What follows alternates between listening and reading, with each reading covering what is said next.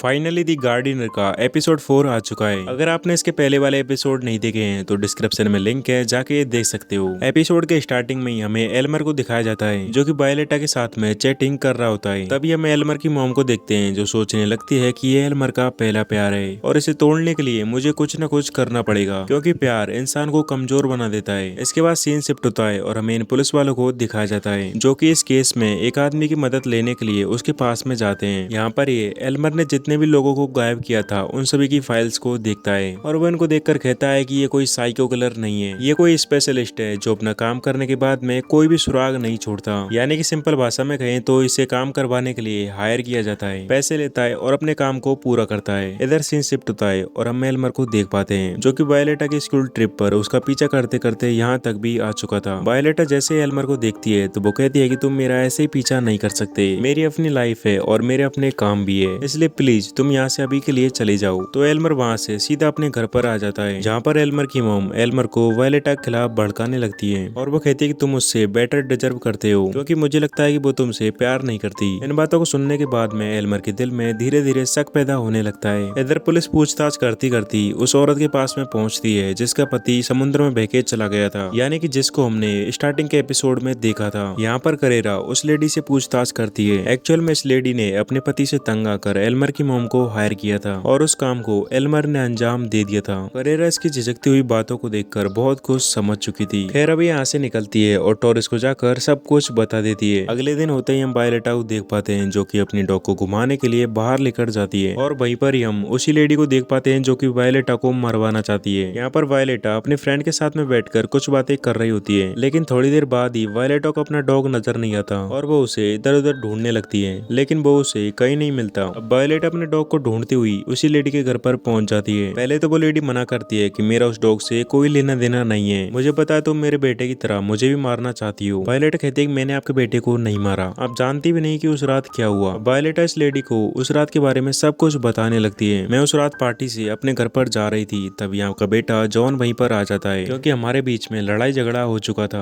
वो कहता है कि मैं तुमको घर ड्रॉप कर दूंगा, आ जाओ मेरे साथ चलो। अब मुझे उसके साथ में बैठना पड़ा, लेकिन वो रास्ते में ही मुझसे लड़ाई झगड़े करने लगा। जॉन ने कहा कि तुम हमारे ब्रेकअप के बाद में कितने लड़कों के साथ में इंटीमेट हुई, तो मैंने गुस्से में कह दिया कि 100 से ज्यादा। इसी बात को सुनकर जॉन को गुस्सा आ जाता है और वो अपनी गाड़ी को बहुत ही स्पीड में चलाने लगता है। कुछ दूरी जाने के बाद में वो अपनी गाड़ी को रोकता है। यहाँ पर वायलेटा कहती है कि तुम्हें अगर मरने का ही शौक है तो अकेले जाके मरो ना। जॉन इस बात को सीरियस ले लेता है और उस ब्रिज के उस पार चला जाता है, लेकिन जॉन यहाँ से नहीं कूदा और वापस आने लगता है। लेकिन इस मूवमेंट पे उसका हाथ स्लिप हो जाता है जिसकी वजह से वो सीधा पानी में नीचे जाके गिरता है। कहानी फिर से प्रेजेंट टाइम में आती है जहाँ पर वायलेटा कहती है कि मैंने ये सब जानबूझ के नहीं किया, वो एक एक्सीडेंट था जिसकी आप मुझे जिम्मेदार मान रही हो। वायलेटा यहाँ पर विनती करती है कि प्लीज मेरा मिल्की मुझे वापस लौटा दो। वो लेडी कहती है कि मैं तुम्हें ऐसा ही फील कराना चाहती थी। तभी वायलेटा गुस्सा आता है और उस लेडी को स्लैप कर देती है। वायलेटा को यहाँ पर लग रहा था कि मेरा मिल्की इसने मार दिया है, लेकिन ऐसा नहीं था। वो लेडी इसके डॉग को वापस लौटा देती है, लेकिन उस रात की सच्चाई तो कुछ और ही थी। जॉन जब ब्रिज से लटक रहा था तो वायलेटा उसे कूदने के लिए उकसाने लगती है, लेकिन वो ऐसा नहीं करता और वापस आने लगता है। और तभी वायलेटा उसे जोर से धक्का मार देती है, यानी कि जॉन को वायलेटा ने ही मारा था। इधर एल्मर वायलेटा कॉल करता है, लेकिन वो उसके कॉल को रिसीव नहीं करती। इसके बाद एल्मर को रहा नहीं जाता और वो सीधे उसके घर पर पहुंच जाता है। यहाँ पर वायलेटा के फ्रेंड कहते हैं कि वो यहाँ पर नहीं है और तभी वायलेटा उसी घर से बाहर आ जाती है। यहाँ पर वायलेटा एल्मर से कहते हैं कि एल्मर मुझे तुमसे कुछ दिनों के लिए ब्रेक चाहिए। एल्मर को ये सुनकर अच्छा नहीं लगता और वो वापस घर आ जाता है। वहीं एल्मर की मॉम से मिलने के लिए वो लेडी आती है और वो कहते हैं कि अगर तुमने 2 हफ्तों में मेरा काम पूरा नहीं किया तो मैं सारा सच पुलिस को बता दूंगी। एल्मर की मॉम उसे विश्वास दिलाती है कि तुम्हारा काम हो जाएगा। करेरा जिस लेडी से पूछताछ करने के लिए गई थी वो लेडी सुबह होने पर एल्मर की मॉम के पास में जाती है, लेकिन उसे पता नहीं था कि उसका पीछा पुलिस कर रही है। ये काम हो जाने के बाद में करेरा टॉरिस को वो सबूत दिखाती है जो कि गार्डन में पानी देने के लिए यूज होता है और वो कहती है कि एल्मर के पास एक बैन भी है, इसलिए मैं जल्द ही उनके घर का सर्च वारंट निकलवा लूंगी। इस बात को सुनकर टॉरिस बहुत ही खुश होता है। एल्मर जब खाना खा रहा होता है तो उसकी मॉम उसे एक वीडियो दिखाती है जिसमें वायलेटा अपने फ्रेंड के साथ में एक पार्टी में बहुत ही एंजॉय कर रही होती है। ये सब देखने के बाद में एल्मर वायलेटा घर के बाहर पहुंच जाता है जहाँ पर वो किसी और लड़के के साथ में इंटीमेट हो रही होती है। ये देखकर एल्मर को बहुत ही गुस्सा आता है और वो एकदम हक्का बक्का भी रह चुका था। और इसी के साथ ही इस एपिसोड का एंड यहीं पर हो जाता है। इसका अगला एपिसोड आपको जल्दी देखने को मिलेगा, इसलिए बेल आइकन को ऑल पर सेट कर लेना ताकि जब भी वीडियो रिलीज हो तो आपको नोटिफिकेशन मिल जाए। मिलते हैं नेक्स्ट वीडियो में। Good bye.